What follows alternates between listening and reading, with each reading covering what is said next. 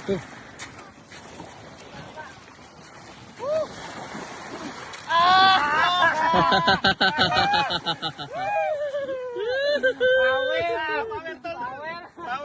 Power putak nila.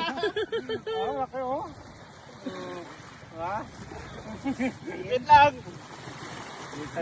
Metal jig yan, metal jig. Nakadali isa. Shit. Oh, parang ano siya yung kuan.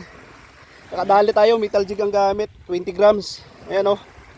Fish on. May nagpanibad kasi itong kanina. Okay, namin kapanibad dun eh. Ayos, fish on. Hagis pa. Meron pa yan. Malaki-laki oh. Ayan oh. Good size to.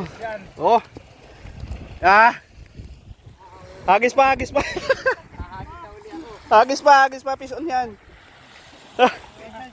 Metal jig gamit. Marami yan dyan, marami pa. Oh. Ah. Ito yung nasabi ko dito na ano, metal jig talagang medyo babisa sa spot. Lubog ba? Lubog eh. Ito rin naman. Oh. Fish on. Oh. Alright. Naka-fish on, naka-fish on. Isa pa tol. Nakapag-fish on tayo. Isa lang. Pero subukan ulit natin.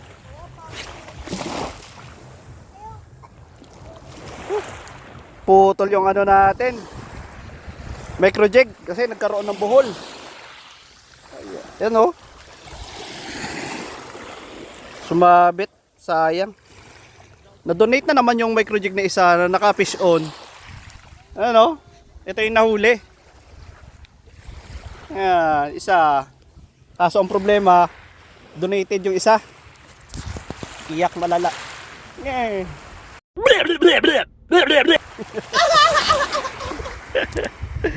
Ay, nako. Fish on na-donate pa. Ito na lang yung natira oh, yung dalawang popper lure at saka isang lure na ano. Ito yung na-fish on natin ngayong araw. Ayan oh, malaki-laki din. Tapos yung naputol naman din sa reel ko sa ano yan oh, yung gumo na yun sa baba. Ito. Paghagis ko naputol yung ano, line, main line at saka yan pa oh, isa oh. Isang buhol pa. Nako. Sayang. Wala tayong mahagis. Pwede na tayo.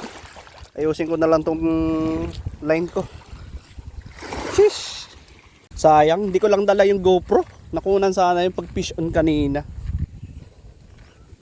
Mapapa-order na naman tayo. Tinatawag na naman ako ng Shopee. Dahil sa micro jig na donate ko na naman, sayang.